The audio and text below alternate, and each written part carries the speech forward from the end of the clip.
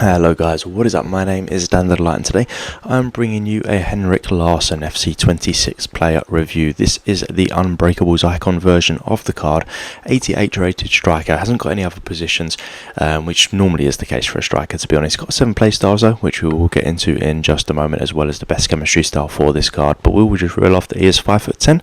He's got explosive on the acceleration, type 4-star skill moves, 4-star weak foot, and he is right footed. So he's Swedish. I mean, the links don't matter. He can literally link with anyone anyway, so having the links on the icon, that is the biggest perk about the icons in my opinion. He's got 90 on the pace, so 91, 90 for a split. We'll just reel off the highest of these stats here. So 91 attack positioning, 95 finishing, 90 penalties as well, 75 passing with 81 free kick accuracy and 87 long pass, curve. You're already buying a striker to have good passing. 88 on the dribbling with 93 agility, 96 reactions, 90 ball control, absolutely fantastic. He's got 97 head and accuracy as well, and 92 jumping. Chamber strength is only 70, 73 aggression, 86 stamina. So he's got 7 play styles as mentioned. So he's got the quick step for the play style plus, finesse shot, chip shot, power shot, precision header, low driven, basically all of the shooting ones, and game changer as well. So some decent play styles there. Shame his play style plus is probably not the one that you'd want,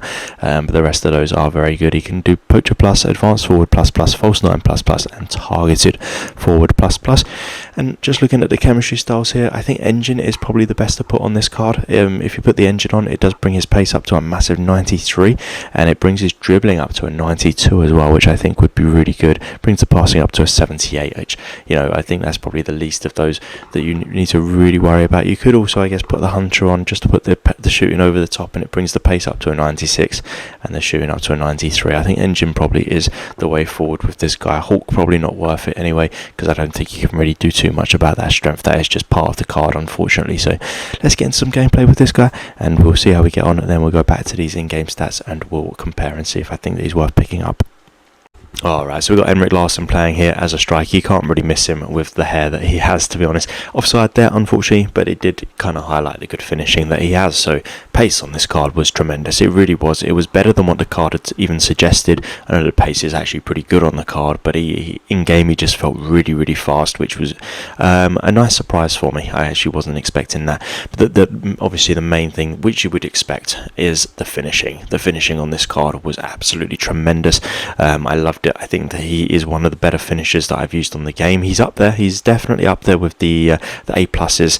I like to give like an alphabet rating, and I always put Haaland and Ronaldo and Kane as the A pluses, and he is right up there. He might just be an A, not an A plus, but I mean, an A is still tremendous. I mean, look at that finish. He was doing that quite regularly for me as well. His attack positioning was fantastic. He was always in the right position for me, and he was able to do things like that. He dribbled away from 2 defenders there, pings a pass, and it creates a goal in the end. So, yeah, absolutely fantastic. Absolutely loved that part about him. His dribbling was really good. His passing was actually pretty good as well. For a striker, you're not really buying a card because of his good passing, but when he can do passes like that, that was a good through ball, and then he gets back into position, and he's probably going to finish the shot off with, yeah.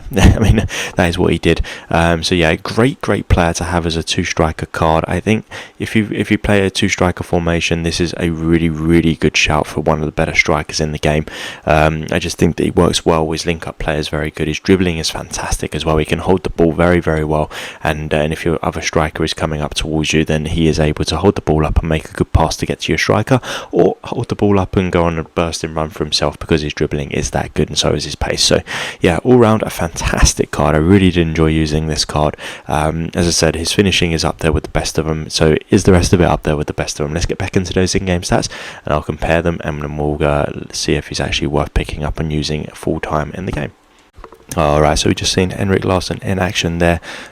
Really good striker for me, actually, and I did enjoy using this card mainly.